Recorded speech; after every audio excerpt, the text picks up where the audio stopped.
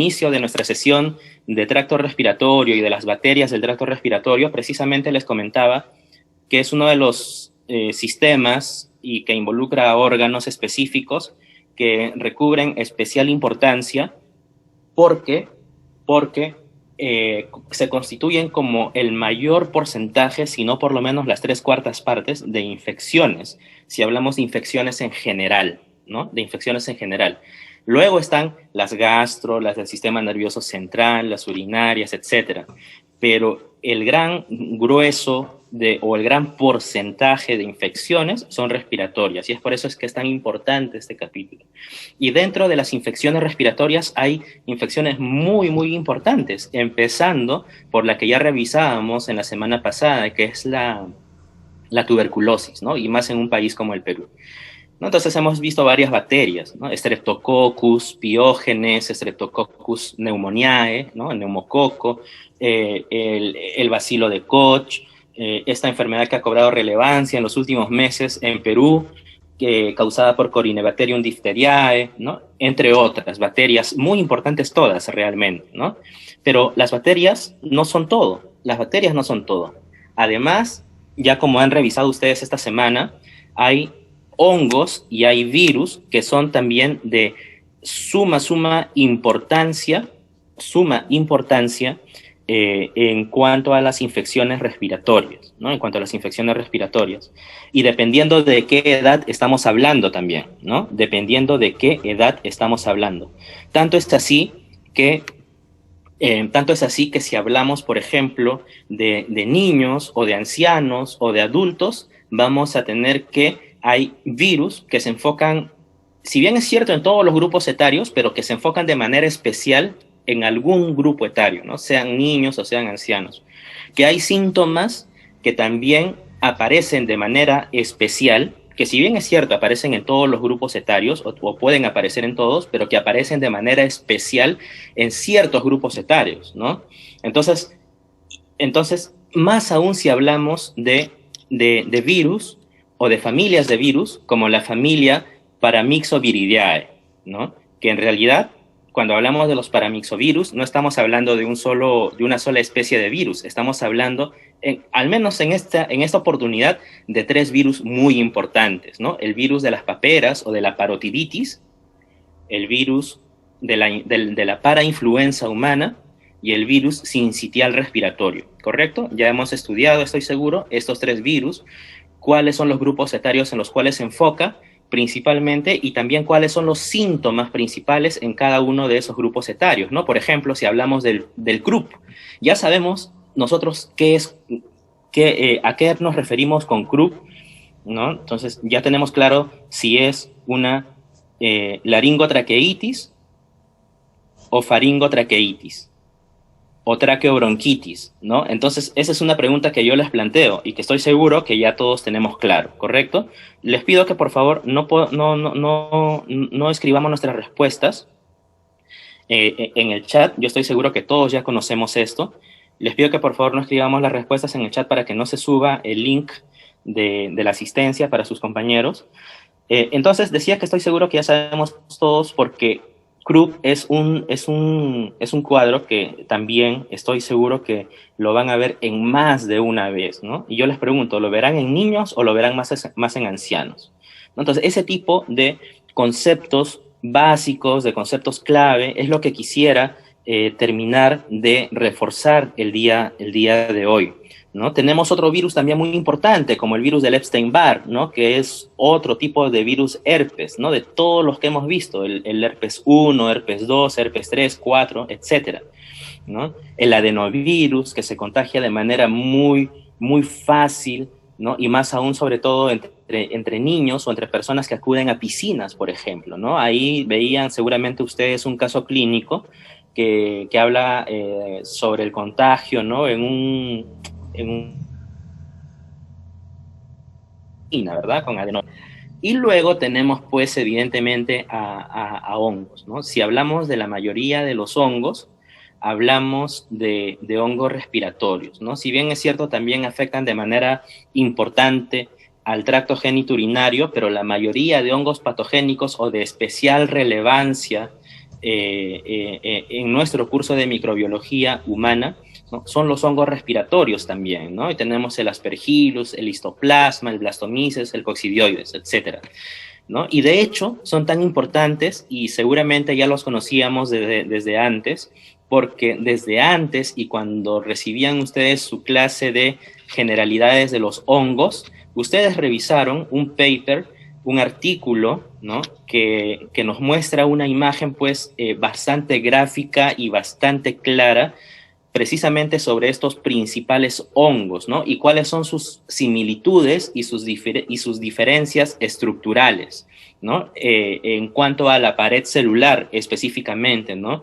Y por ahí teníamos pues que criptococos, además de toda la eh, tan completa pared celular que tienen los hongos, además tenía una cápsula que la rodeaba, ¿no?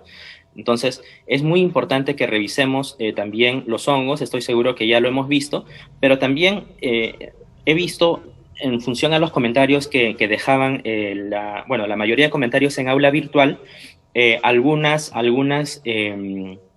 algunos comentarios y algunas dudas respecto a esos precisamente, ¿no? A esos detalles que nos van a permitir diferenciar entre el paramyxovirus, no, o entre el virus de las paperas, por ejemplo, y el virus sincitial respiratorio, ¿no? Y entre otras diferencias que he visto que hay algunos comentarios y preguntas todavía. Entonces, con la finalidad de aclarar estas dudas y comentarios, es que quisiera también enfocarme en que podamos volver a comentar y volver a revisar los casos clínicos, ¿no? Que según también me han comentado y he leído en sus comentarios, nos ayudan a aclarar pues precisamente estas características, ¿no? Que no debemos dejar de conocer respecto a estos patógenos. Entonces, empecemos pues con este caso clínico, ¿no? Que seguramente ya lo han revisado en detalle, y solamente quisiera mencionar lo que está resaltado de color rojo, ¿no? Para que terminemos de sentar los conceptos, que son los datos más importantes, ¿no? Los que están en color rojo. En este caso se trata de una niña de 7 años, que tiene una serie de síntomas, ¿no? Que apenas tienen 2 días de duración, pero que principalmente presenta tumefacción con sensibilidad dolorosa a la palpación. ¿En dónde? A la palpación, es decir, dolor a la palpación en las áreas parotídeas, ¿no? En las áreas parotídeas y submaxilar, ¿no? Tiene dolor y seguramente dolor al tragar, al comer, al pasar el agua, etcétera, ¿no? Dificultad para abrir la boca, nos dice, ¿no? Y precisamente nos dicen, ¿no? Para hablar, para comer, para deglutir. Entonces, eso ya es un signo, ¿no? De alguna ocurrencia o de alguna condición en el área de la faringe, o en el área de la orofaringe, o en el área de las amígdalas, o en el área de las glándulas parótidas, ¿no? Entonces son varias las opciones, pero precisamente lo que les alentamos, ¿no? con el doctor Pareja precisamente es a que podamos revisar, además de los aspectos teóricos de cada semana, son estos casos clínicos, ¿no? Que estamos tratando de incluir en las sesiones para que ustedes puedan tener un poco más de claridad respecto a las características específicas de cada patógeno, y también de cuáles son aquellas similitudes con los otros patógenos, para que a partir de las características específicas podamos diferenciar un patógeno de otro. Bien, entonces este paciente tiene dolor y agrandamiento en la zona de las parótides, ¿no? Y probablemente dolor e hinchazón. Entonces, y además dice algo importante, solo ha recibido una dosis de las vacunas infantiles habituales.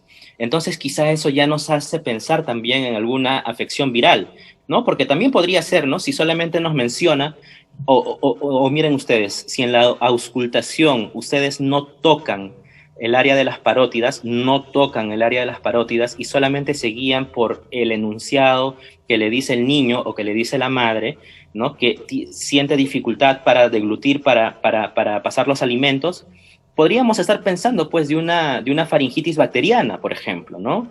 O de una faringitis piógena por Streptococcus piógenes, ¿correcto? Pero además hay datos adicionales que siempre es importante considerar, ¿no? El hecho de palpar, a ver si es que hay dolor en la zona de la parótides, y más aún o el de estudiar o de preguntar los antecedentes de la niña, en este caso, ¿no? Las vacunas que ha recibido y tal, ¿no? Porque se supone que ha recibido la vacuna contra la parotiditis. Entonces, ya nos lleva a pensar sobre una posible afección viral, ¿no? Presenta leucopenia, ¿no? Recuento disminuidos de leucocitos, recuento aumentado de linfocitos, ¿no? Recuerden ustedes, la terminación penia habla de disminución de, y la terminación citosis habla de aumento de, ¿no? Si habláramos de aumento de leucocitos, estuviéramos hablando de una leucocitosis.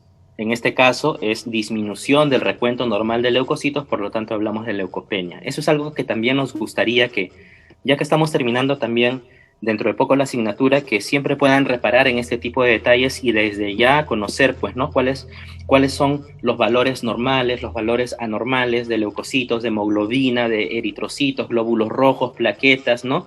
Para que al ver solamente el dato ustedes ya puedan orientar alguna hipótesis clínica, ¿no? Bueno, tiene efectivamente linfedema, es decir, agrandamiento, ¿no? Abultamiento en la zona del cuello y desplazamiento de los pabellones auriculares en dirección superior, ¿no? O sea, desplazamiento de los pabellones auriculares, es decir, es un agrandamiento o una hinchazón pronunciada, ¿no? En la zona del cuello. Entonces, ¿cuál es el racional que debemos considerar para poder diferenciar o para poder establecer el diagnóstico diferencial, ¿no? Nos dice el autor que la ausencia de vacunación y el cuadro clínico de la enfermedad estrechan de manera importante el diagnóstico diferencial, ¿no? El cuadro clínico ya nos habla ya nos va orientando de una manera particular, y más aún el hecho de que haya ausencia de vacunación. Las etiologías virales pueden causar síntomas generales inespecíficos, pero la afectación de las parótides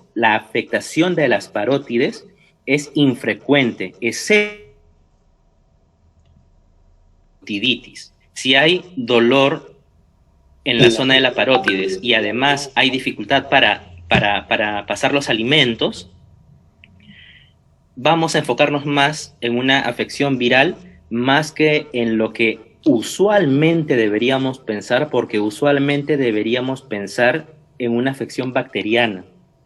Y eso es lo que va sucediendo siempre cuando no tenemos conocimiento, de cuál es el agente patógeno específico.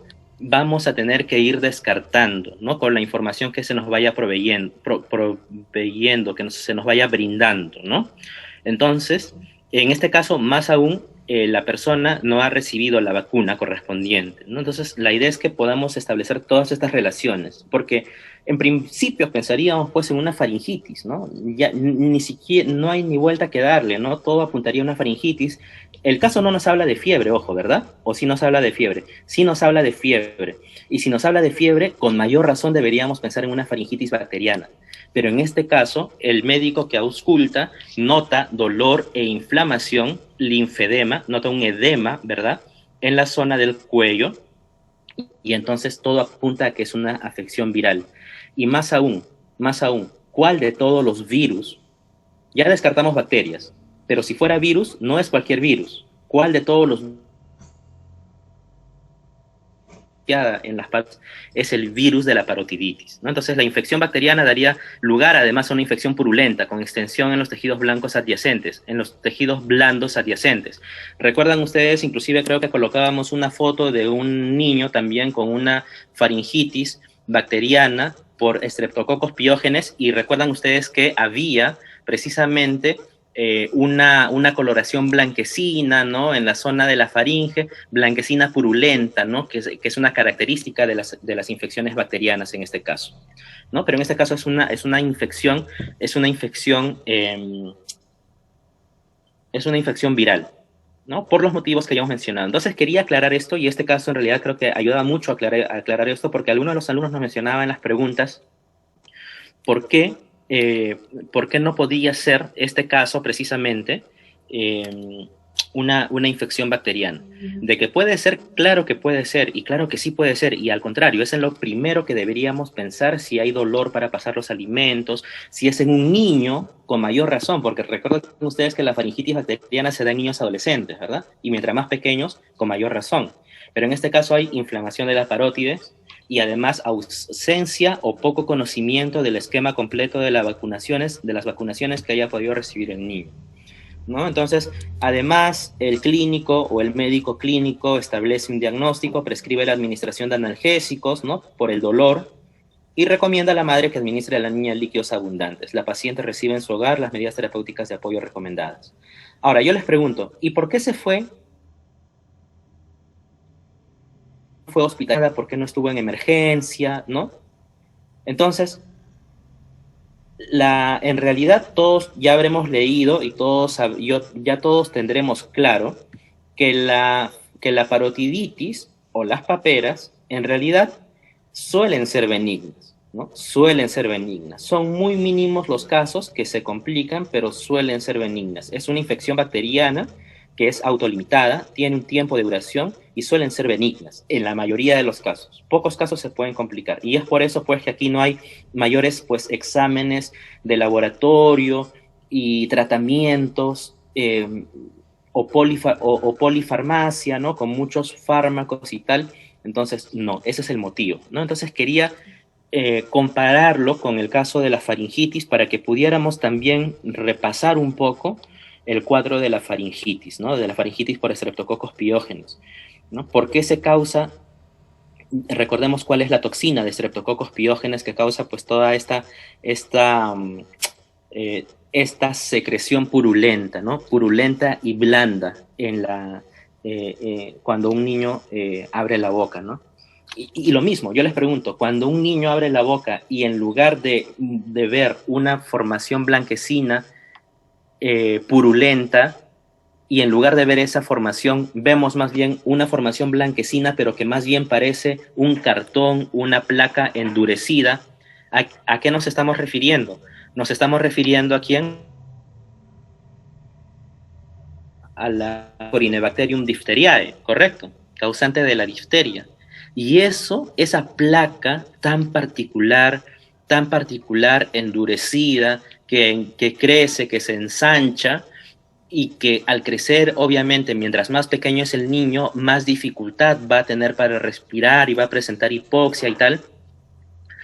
Esa placa es la que observaron los médicos que detectaron el caso de difteria en nuestro país, ¿no? En el niño o en la niña que estuvo infectada con esta bacteria, ¿no? Y ya sabemos que la difteria es una enfermedad sumamente letal, que no hay mayor relevancia respecto a la difteria porque pues si todos están vacunados no pasa nada y de hecho muchas personas ya se habían olvidado de la difteria y hay muchas personas, muchos médicos que nunca han visto un caso de difteria porque en realidad no hay, pero aquí igual lo estamos estudiando, ¿no? De qué trata y tal.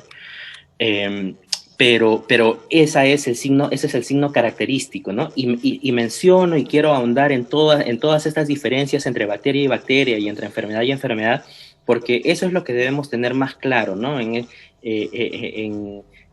Al terminar esta asignatura y probablemente también puedan haber preguntas de ese tipo, ¿no? De ese tipo, como los casos que estoy mencionando, ¿ok?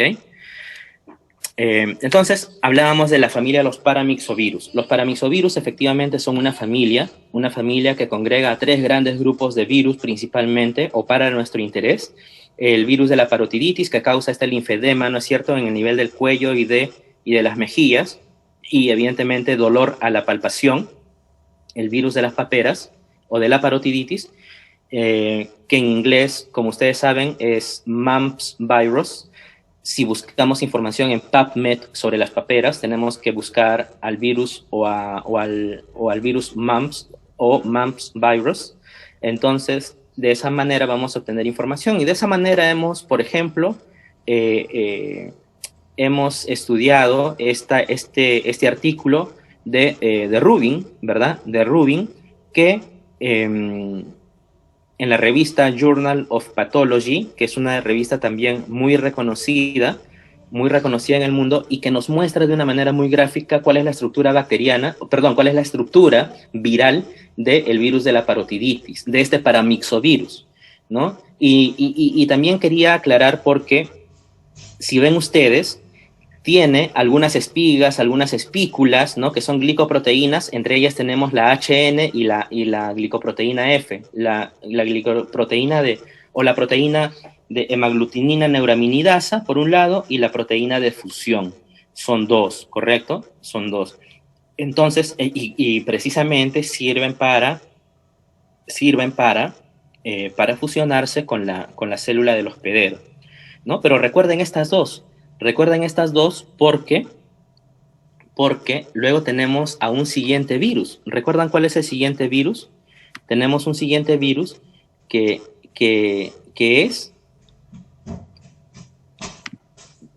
es el virus de la parainfluenza. Es el virus de la parainfluenza, que también va a tener, miren ustedes, la proteína hemaglutinin neuraminidasa, y también va a tener a la proteína de fusión, a la proteína F o proteína de fusión, ¿verdad? A la proteína F o proteína de fusión. Y tenemos el tercer virus de nuestro interés dentro de los paramyxovirus, que es el virus sincitial respiratorio. Y también va a tener dos estructuras. Va a seguir teniendo la proteína de fusión. Entonces, quisiera que quede claro que los tres tienden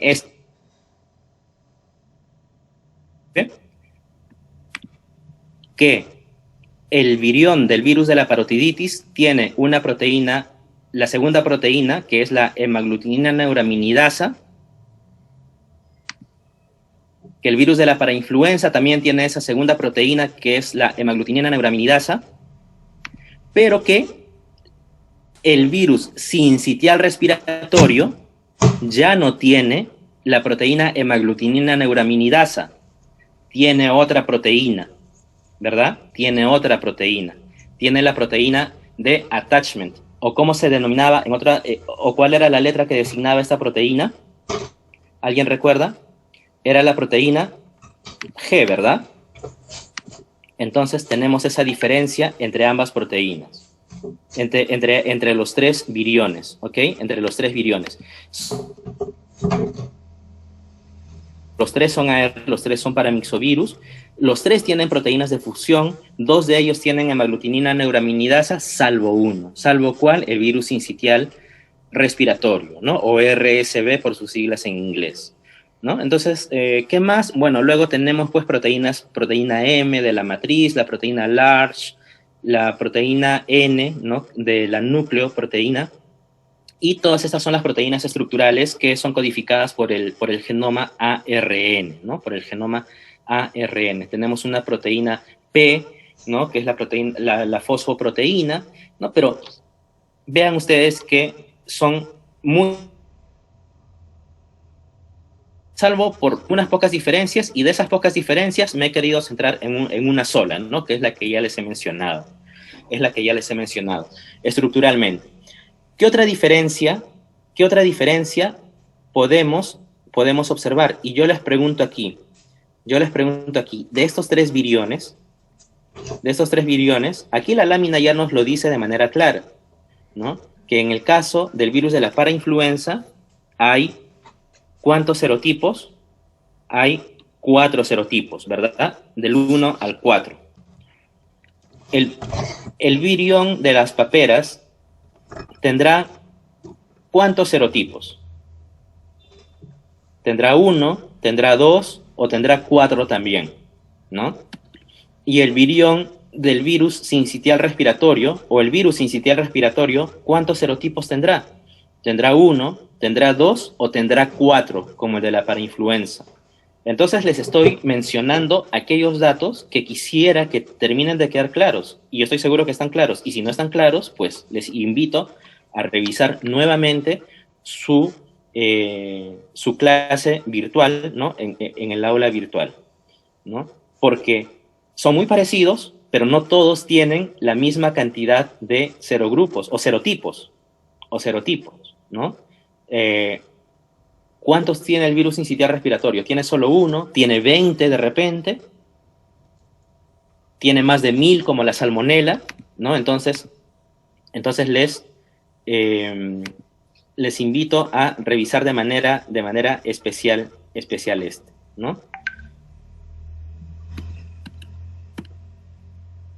¿Qué más? Otra diferencia que debemos, que quisiera mencionar, y en realidad este cuadro nos ayuda a enfocarnos en una diferencia ya no entre los paramyxovirus, sino entre el virus sincitial respiratorio específicamente y el siguiente virus que también han estudiado ustedes, el adenovirus, ¿no? Para empezar, el virus sincitial respiratorio, como los demás paramyxovirus, son virus ARN, ¿correcto? El virus sincitial respiratorio, el de la parotiditis y tal, son virus ARN, ¿no? ARN monocatenarios. Pero el siguiente virus que vamos a revisar, y este cuadro nos lo muestra, este cuadro de Walter, nos muestra las diferencias y nos indica que el virus de adenovirus es el virus, es un virus de RNA, ¿no? Los paramyxovirus son RNA, eso está claro, ¿no? A diferencia de los virus de la hepatitis, por ejemplo, ¿no? Y recordemos el virus de la hepatitis. Yo les pregunto, ¿todos son RNA o hay alguno que quizás sea DNA? Entonces, eso es algo que también debemos quedar claro, ¿no? ¿Todos los virus de la hepatitis se transmiten por los alimentos o todos los virus de la hepatitis se transmiten por la sangre? Entonces, esas diferencias también es lo que estoy recalcando, que es lo que debe de quedar claro, ¿no? Que seguramente está claro. Y si no lo tenemos claro, pues es momento de volver a revisarlo, ¿no? ¿Qué más? ¿Qué más quisiera que quedara claro respecto a la estacionalidad, ¿no? Aquí el autor nos muestra de manera clara la diferencia en la estacionalidad. El virus sincitial respiratorio se presenta en realidad en los meses fríos, ¿no? Este es un journal norteamericano, por eso es que nos habla de que, nos indica que el virus sincitial respiratorio tiene preferencia o tiene un pico de a febrero, ¿no? A febrero el frío es terrible en Estados Unidos, ¿correcto? Y en Norteamérica. Entonces, ¿qué nos indica? Que este virus sincitial respiratorio tiene preferencia por las estaciones frías, tiene preferencia por las estaciones frías, ¿no?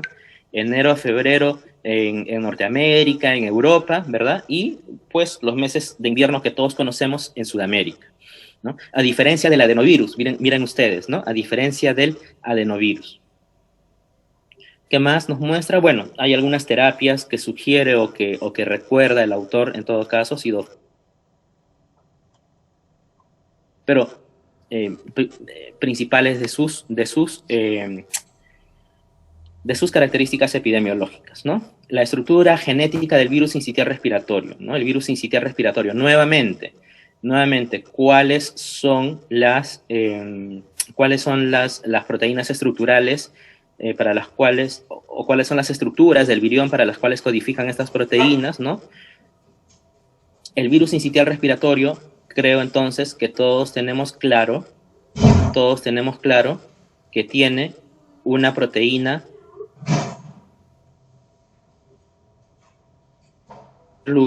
¿verdad? Una proteína F.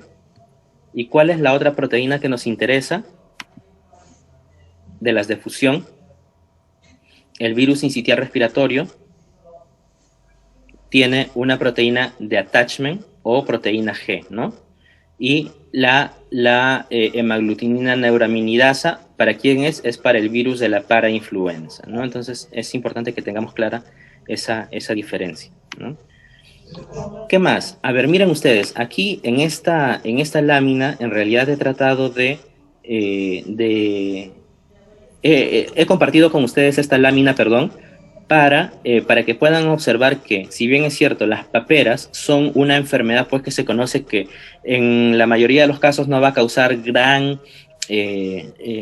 no va a causar pues mortalidad, no va a causar grandes complicaciones, ¿no? Generalmente, y más si se da en niños, ¿no? Se supera de manera natural, es más, pero todavía hay algunas preguntas que es importante revisarlas, ¿no? Y este autor nos presenta aquellas preguntas de color rojo, ¿no? Referidas a vacunas, ¿no? Entonces, yo les les sugiero que puedan revisar esta tabla porque es muy interesante. Es muy interesante y nos muestra pues sobre la capacidad replicativa, dónde hay tropismo, ¿no? Y hablando de tropismo y hablando de las paperas o del virus de la parotiditis propiamente dicho, quisiera mencionar algo importante. ¿Qué complicaciones tiene las paperas? Porque sí tiene complicaciones, ¿no? ¿Qué complicaciones tiene el virus de la parotiditis? ¿Qué órganos adicionalmente orquitis, ¿verdad? La orquitis es el virus sincitial respiratorio de las paperas. O si hablamos de la ooforitis, por ejemplo. ¿La ooforitis es el virus de las paperas o del virus de la parainfluenza? O si hablamos de la pancreatitis es una complicación del virus sincitial respiratorio o del virus de las paperas, ¿no? Entonces, miren ustedes, inclusive acá, ¿no? Los puntitos rojos ya nos muestran, ¿no? Vamos ahí pues precisamente de la orquitis para el caso de los hombres y de la ooforitis para el caso de las damas, ¿correcto? Entonces, conceptos que debemos ir teniendo claro, ¿verdad? Acá tenemos la proteína de fusión. ¿Y cuál otra proteína? ¿La hemaglutinina neuraminidasa o la proteína de attachment? Si hablamos del parainfluenza. Acá, estas espigas o estas espículas van a ser reconocidas por el receptor por el receptor de ácido ciálico o receptor que contiene ácido ciálico, lo podemos llamar de ambas maneras, pero el receptor para el virus de la parainfluenza es el receptor de ácido ciálico, ¿no? Entonces también quisiera que por favor vayan revisando o vayan teniendo claro cuáles son los distintos receptores de los diferentes virus que vamos este mensaje, revisando cuáles son los distintos receptores que van a reconocer las distintas proteínas de los diferentes virus que hemos venido revisando, ¿no? Si yo les digo heparansulfato, ¿será el receptor para quién, doctores? Para el virus de herpes, ¿correcto? Herpes simple tipo 1, tipo 2, el receptor de heparansulfato. El receptor de ácido ciálico es el receptor para quién? ¿Ese receptor para quién? Para el virus de la parainfluenza, ¿correcto? Entonces, atención, es importante que vayamos conociendo también los receptores. Y ustedes me dirán, ¿por qué? Yo les pregunto, ¿no han escuchado, si es que estamos atentos a las noticias científicas y tal, no han escuchado del receptor de la enzima convertidora de angiotensina, tan actual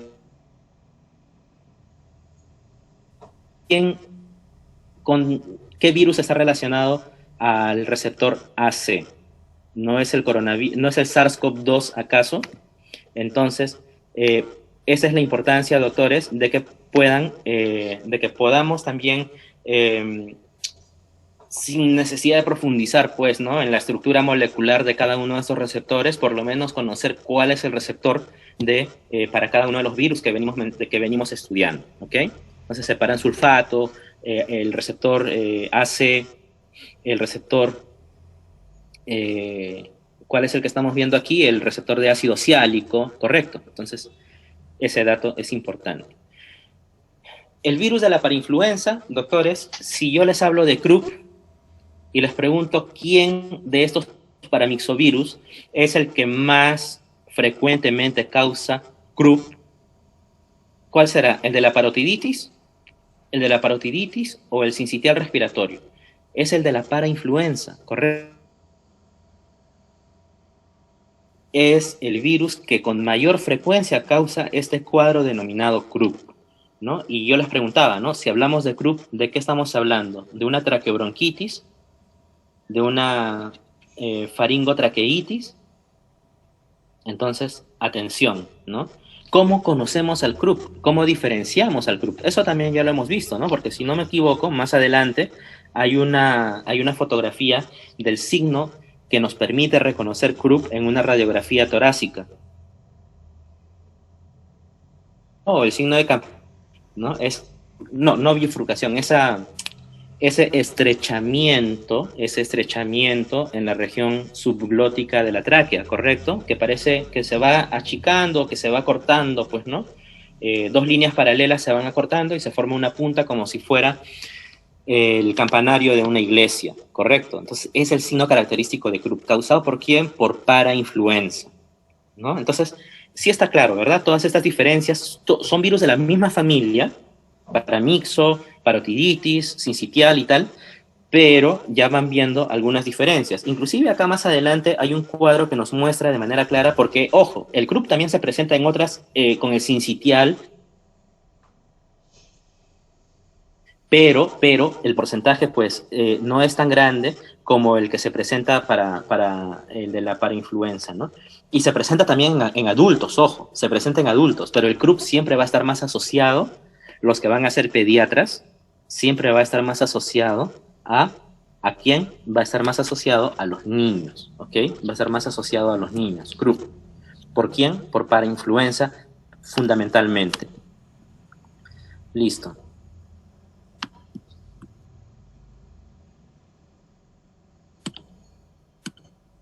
Bueno, la transmisión evidentemente es de persona a persona por la vía aérea, ¿correcto? ¿Qué más? El virus de las paperas, ya sabemos que efectivamente tiene una estacionalidad, o perdón, tiene una limitación temporal, ¿ok? Tiene una limitación temporal. Tenemos fase aguda temprana, una fase aguda madura o establecida, ¿no? Entonces, ¿no? Si bien es cierto evidenciar fiebre y luego el signo característico de la parotiditis, que evidentemente es la parotiditis, como su nombre lo dice, pero más allá, en unos porcentajes muy bajos, vamos a poder apreciar o vamos a poder observar el desarrollo de algunas complicaciones, inclusive del sistema nervioso central, ¿no? Como la encefalitis. Bien. Y la afectación, decíamos, de otros órganos, ¿no? Como el páncreas, como la orquitis, como la oforitis, ¿verdad? Afectación a nivel de los testículos, geniturario, reproductivo femenino en el caso de las mujeres, ¿verdad? ¿No? Y este cuadro también es bastante interesante porque nos muestra precisamente esa cascada de probabilidades de que vayan ocurriendo complicaciones con los casos de paperas, ¿no? Para empezar, las paperas en un 70-75% son sintomáticas, ¿no? Se presentan síntomas, los que ya hemos conocido, fiebre, parotiditis, etc. Pero hay un 25%, y ahí está el detalle, hay un 25% que no desarrollan síntomas. Y ahí está precisamente el detalle, lo digo, porque esas personas pueden estar contagiadas a lo largo pues de la infección, y mientras tienen el virus, pues son libres de contagiar a este virus a otras personas. Imagínense ustedes en guarderías, imagínense ustedes en jardines de niños o en colegios y tal, ¿no? Entonces, es muy importante, por eso, si bien es cierto, no causa síntomas tan complicados y se complica solamente en muy pocos porcentajes o en muy bajos porcentajes, también es importante pues conocer que hay ese porcentaje de asintomáticos, ¿no? Orquitis o foritis son complicaciones en hombres, mujeres, meningitis, encefalitis, ¿no? Miren ustedes, o sea, si bien es cierto, es una enfermedad eh, que no presenta más complicaciones, pero hay hasta un... O sea, de 100 personas, una persona puede desarrollar encefalitis, ¿no? Y por más que sea una persona, esa persona, de todos los casos de encefalitis que hayan, cabe la posibilidad de que también, de todos los casos de encefalitis, un 5% inclusive puedan fallecer por encefalitis. Bien, entonces es muy importante las paperas, ¿no? ¿Qué más tenemos? Tenemos a Krupp, ¿no? Decíamos que Krupp con el virus sincitial respiratorio también, ¿no? Puede presentarse con los demás paramyxovirus, pero quien presenta el mayor porcentaje de Krupp de todos los virus en general es el virus de la parainfluenza, ¿no? La parainfluenza. Y además, evidentemente, pues hay otras afectaciones a nivel del oído medio, neumonía, faringitis, bronquiolitis y tal, ¿no? Este es el signo de campanario visto en infecciones asociadas, ¿no?, a la parainfluenza, ¿no? Es una radiografía que nos presenta Branch, ¿no? Entonces sí se ven, ¿no? Lo tenemos que observar cómo se va estrechando, ¿no? Esta línea oscura, ¿no? Y cómo se va haciendo más delgadita en la punta, ¿no? El signo de campanario asociado a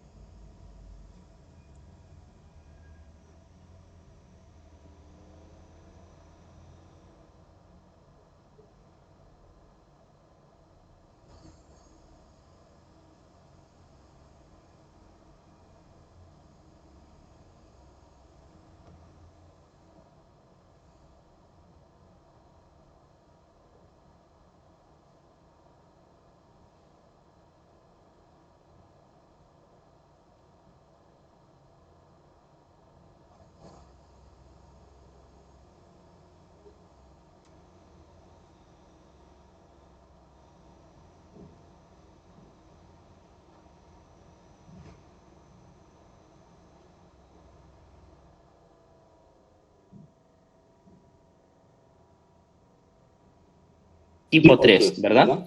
El virus de la parainfluenza tipo 3, algunas son radiografías que precisamente detallan, ¿no?, la presencia de neumonía en una infección con el virus de la parainfluenza. ¿Qué más tenemos por acá? Miren ustedes. Tenemos distintas afectaciones del sistema respiratorio, por el virus sincitial respiratorio, por edad, ¿no? Por edad. ¿Qué tenemos mientras más pequeño niño? Nos muestra este cuadro en The New England Journal, ¿verdad? Respiratorio. Mientras más pequeño es el niño, es la neumonía el cuadro con mayor porcentaje de presentación, ¿no es cierto? Es la neumonía. Pero conforme el niño va de presentación año hasta, en el segundo bloque, hasta los 19 años, ¿verdad? El niño va a presentar ¿qué? Va a presentar Krupp. Entonces vean ustedes, ¿cuál es? No va a presentar Krupp, disculpen. Esta última barra de cada bloque, esta última barra, la que va creciendo y la que es más grande en el bloque de niños de 6 a 19 años, corresponde a las infecciones del tracto respiratorio superior, ¿no? A las infecciones del tracto respiratorio superior. Conforme va avanzando la barra más oscura, que es la neumonía, y vemos cómo esta última barra, ¿no?, de rayas diagonales, conforme va avanzando la edad, va aumentando en porcentaje. ¿A qué corresponde esta barra de diagonales? Esta última barra de diagonales en cada bloque, infecciones del tracto respiratorio superior. Entonces, conclusión, mientras más pequeño es el niño, hablamos de neumonía y de infecciones del tracto,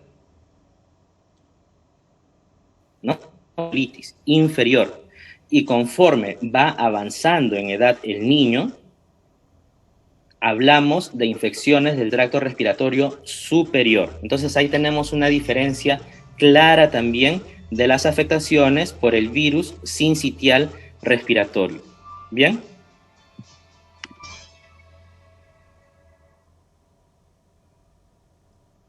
Entonces acá tenemos a la neumonía. Entonces la pregunta, de acuerdo a lo que hemos visto en el cuadro anterior, la neumonía, si hablamos de neumonía, ¿en qué grupo etario de niños, hay más probabilidad de que se presente neumonía? ¿En niños de 0 a 5 años o en niños de 13 a 19 años? ¿Mm?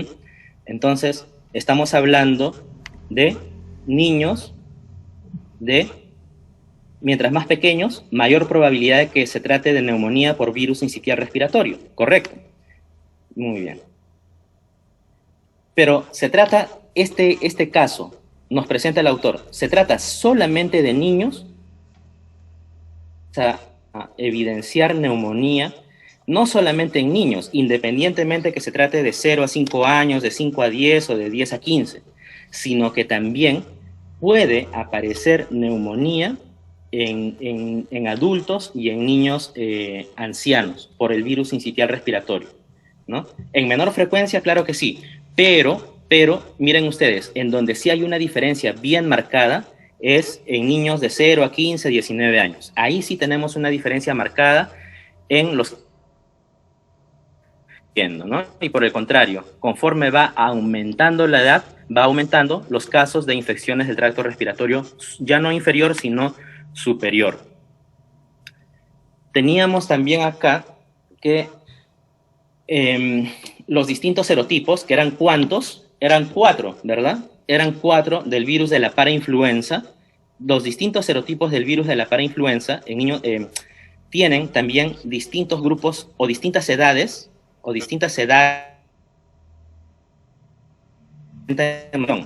La mayor proporción en quienes aparece, la mayor proporción aparece para el caso o para el serotipo 1, la mayor proporción aparece en niños de 6 a 2 años. ¿Ok? Y para el caso del serotipo, 2 y para el caso del serotipo 3, la mayor proporción en quienes se presenta, en niños ya un poco mayores, ¿no? El mayor porcentaje de casos se presenta en niños ya un poco mayores, alrededor de los... La mayor proporción los, ¿bien? Ya un poco mayores. Entonces, son diferencias que como hemos visto, nos presentan, bueno, hemos recopilado estas diferencias propuestas por los distintos autores, porque efectivamente existen diferencias entre estos virus que, si bien es cierto, forman parte de la familia de los paramixovirus, es importante que reconozcamos que existen diferencias entre ellos mismos, ¿no? Bien, eso en cuanto a los paramixovirus. Quería luego detenerme en este siguiente virus, que es el virus de Epstein-Barr, ¿no? Es el virus del herpes tipo 4, el virus de Epstein-Barr. Aquí ya no estamos hablando de transmisión de persona a persona por vía sexual o por vía genitourinaria y tal, sino que estamos hablando de la transmisión a través de la saliva, ¿no? A través de la saliva. Fundamentalmente, ¿cuál es la afectación principal de los virus de Epstein-Barr? Es la mononucleosis, ¿correcto? La mononucleosis infecciosa a causa del virus del Epstein-Barr. Es su manifestación clínica más importante. Pero además de la mononucleosis infecciosa, tenemos otras condiciones que pueden desarrollarse tras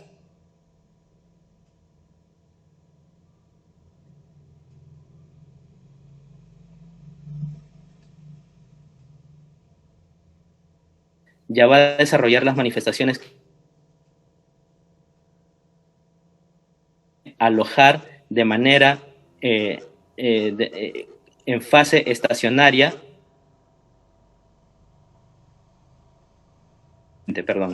puede alojar el virus de Epstein-Barr, ¿no? Entonces, preguntémonos eso y recordemos que no solamente es la mononucleosis infecciosa la manifestación clínica del virus de Epstein,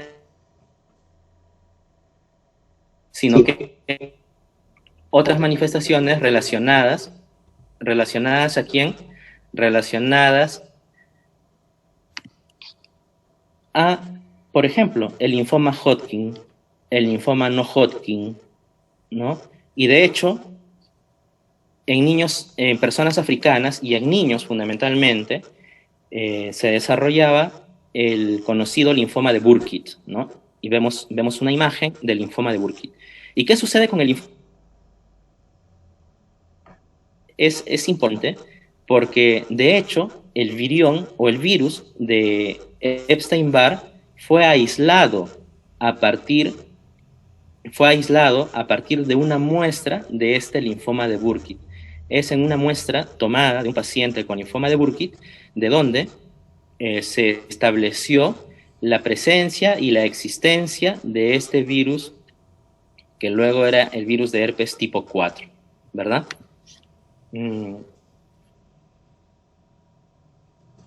Factores del virus Epstein-Barr, ¿no? Tenemos a la cápside, luego vamos a tener el tegumento. Entonces, este es el virus tipo herpes, ¿no? El virus tipo herpes tipo 4 es el virus de Epstein-Barr, ¿no? Con sus distintos receptores y tal. Bien, con afectación en dónde. Y si hablábamos de que puede entrar en fase latente, la pregunta es en qué zona o en qué órgano o en qué célula puede estar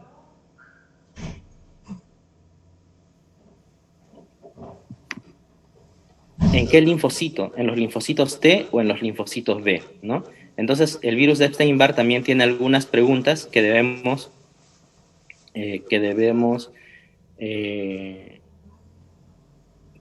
contestar y que debemos recordar, ¿no? Linfoma de Hodgkin, linfoma de no Hodgkin, mononucleosis infecciosa, ¿no? Y tiene también especial importancia o se relaciona de manera especial VIH. Y cuando hablamos de los pacientes infectados con VIH, hay alta probabilidad de desarrollar este cuadro que vemos en la zona de la letra D, ¿no? En la zona de la letra D, ¿no? Que es este crecimiento, ¿no? Piloso, ¿no? De vellos en la zona oral de la boca, ¿no?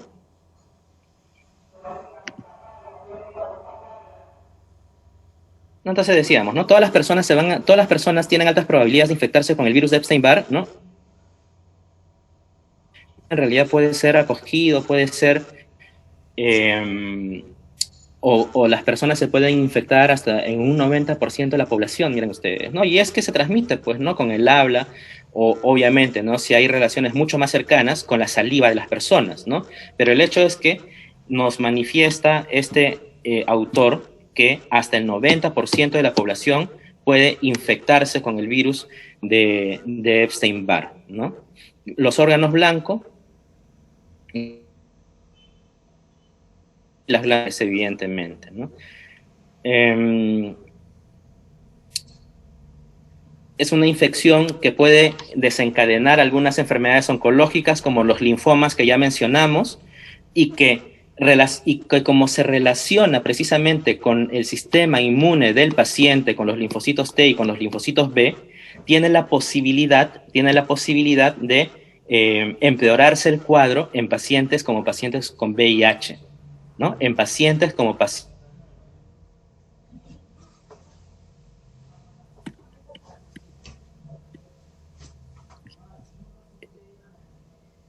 Finalmente, terminamos en estos 3 minutos. Quisiera mencionar también algunos aspectos relacionados a las conidias y a las hifas de Aspergillus fumigatus, ¿no? ¿En dónde encontramos Aspergillus fumigatus con mayor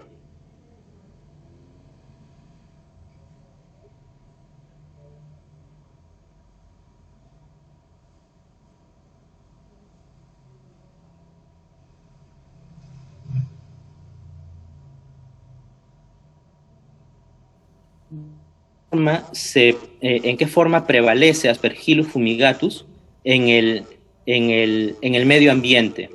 ¿Mm? ¿En qué forma prevalece Aspergillus fumigatus en el medio ambiente? En la forma de conidias, ¿verdad? En la forma de conidias. Y prevalece o se defiende de la humedad porque Aspergillus tiene una estructura que le permite protegerse, ¿no? De hidrofobina. Es un rol de la humedad. Y que precisamente bajo la forma de conidia en reposo tiene 3 capas, que es importante que recordemos, ¿no? Es importante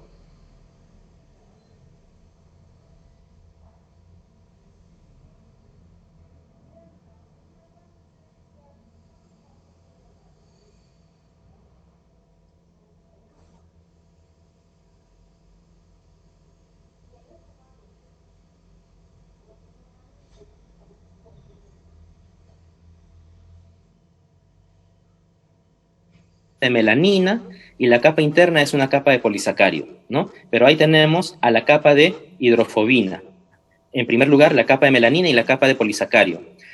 Eso, número 1. Número dos, miren ustedes, y con esto terminamos, si bien es cierto, este es un hongo, pero yo les pido que imaginemos por un momento a que esta estructura corresponde